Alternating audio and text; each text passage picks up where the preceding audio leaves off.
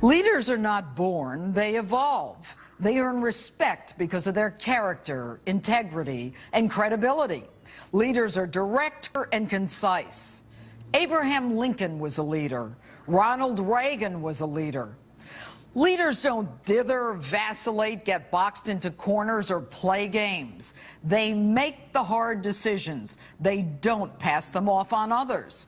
They understand the buck stops with them. Hello and welcome to Justice. I'm Judge Jeanine Pirro. Thanks for being with us tonight. What a difference a week makes. First, the president is hell-bent on a military strike in Syria, but then backs off and decides to ask Congress for permission.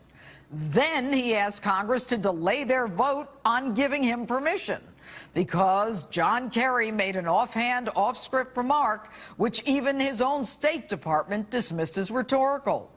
And the latest? We reach an agreement with Russia to force Syria to give up its chemical weapons, just like that. The Washington two-step in full swing. Russian President Vladimir Putin, now the new peacekeeper-in-chief, the go-between for the United States and the people we were about to bomb. Really? We are now going to rely on Russia to dissolve the chemical weapons dilemma in Syria? For 2 years, Mr. President, you've said Assad has to go, but you did nothing. A year ago, you drew another one of your make-believe red lines, but did nothing. Despite over 100,000 people killed, last week you suddenly announced that as commander-in-chief, you will order a military strike.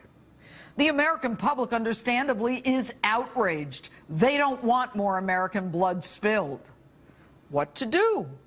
Back off the commander-in-chief thing and outsource the decision to Congress. But if Congress balks, you'll say you'll go back to being commander-in-chief and go ahead with a limited strike. Now, Mr. President, you are the leader of the free world. Do it or don't do it. Don't talk about it. It's your talking and dithering that got us into this mess in the first place. Now, I watched The West Wing. Isn't diplomacy done in secret, behind closed doors? What's with the macho man, we're going to go in and show him baloney? Every time you open your mouth, you get into trouble. Do you even think about the consequences of what you say? Don't you hash this stuff out ahead of time? Isn't that what your cabinet and advisors are for? It's amateur hour in Washington. You can't even keep the script straight between you and your Secretary of State and your own State Department. The only thing you've done is prove to the world that we're nothing to be afraid of, not to be respected, that you don't say what you mean and you don't mean what you say. Why would anyone even want to be the ally of the United States? Enter John Kerry, who tells Congress that it will be, quote, an unbelievably small strike, which of course makes no sense to me. How will an unbelievably small strike eliminate chemical weapons, or bring the civil war to an end in Syria, or change anything at all in Syria? And to show you knuckleheads are not even on the same page, you'd then disagree with your own Secretary of State. The United States military doesn't do pinpricks. Even a limited strike will send a message to Assad that no other nation can deliver. And by the way, Mr. President, how can you guarantee your Tomahawk missile won't kill civilians and children? And don't give me that satellite laser thing. A 1,000-pound missile will bring down buildings and cause immense collateral damage well beyond your precise strike zone. But enter Big Bad Vlad doing the Putin pivot. The Russian president throws a lifeline to both Syria's Assad and to the President of the United States. Who knows that the American public and the international community is against him? Mr. President, Putin sees you as an easy mark, and he plays you like a fiddle. The President of the United States has been played, cornered. How? Putin is the one who's supplying arms to Assad. Putin is the one who thinks so little of us that he wouldn't even hand over someone you consider a traitor after 5 weeks of negotiations. Putin is the one offering the anti-missile defense system to stop our missiles from hurting Assad. Putin is the one who last week called your own Secretary of State an outright liar. But today, he's our ally, the savior upon whom you rely to save face. And as Putin rides high on his horse, he tries to sway the public in an op-ed piece that, other than his criticism of the United States exceptionalism, most Americans would agree with. I, for one, believe in American exceptionalism, and I hate kowtowing to Moscow, especially to a former KGB agent, for resolution to a problem that we should have been able to handle ourselves.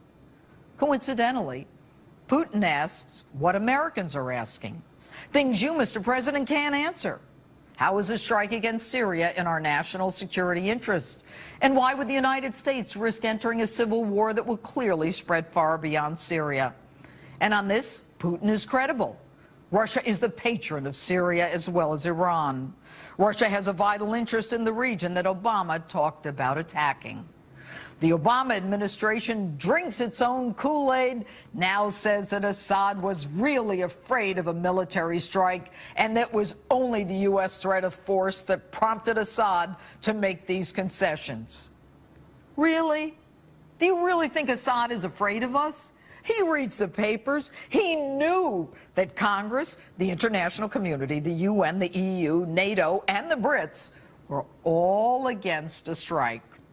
And no surprise, the UN still hasn't issued its opinion on who issued and who used those chemical weapons in Syria. So why are we letting Putin be the intermediary, delivering messages from a guy who we say is in no position to set terms and who we don't believe, who we now want to believe, just to save face? And Mr. President, if you were serious, you would have gone forward with congressional permission to show strength in the event of what I think is the inevitable refusal by Syria to hand over all chemical weapons. Mr. President, admit it, you've been played, caught flat-footed by a devil who doesn't wear Prada. Through your feckless and inept foreign policy, you have squandered the goodwill and the reputation of this great nation. You engage in diplomacy through public conversations with your finger to the wind. The United States of America deserves better. The men who've made the monumental decisions that contributed to the greatness of America did it from a position of strength and respect. They didn't make these decisions on stage, but rather in the quiet of the Oval Office, after consultation and consideration of the consequences. You sit in the same office where Lincoln, FDR, and Reagan sat, but you are no Lincoln, no FDR, and you are no Reagan. To most of us, 2016 can't come soon enough.